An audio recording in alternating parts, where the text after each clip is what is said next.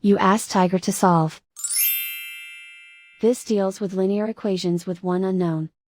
The final result is y equals 5. Let's solve it step by step. Simplify the expression. Simplify the arithmetic. Isolate the y. Divide both sides by -10. Cancel out the negatives.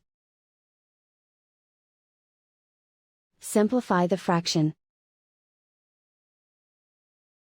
Cancel out the negatives. Find the greatest common factor of the numerator and denominator. Factor out and cancel the greatest common factor. And so the final result is y equals 5.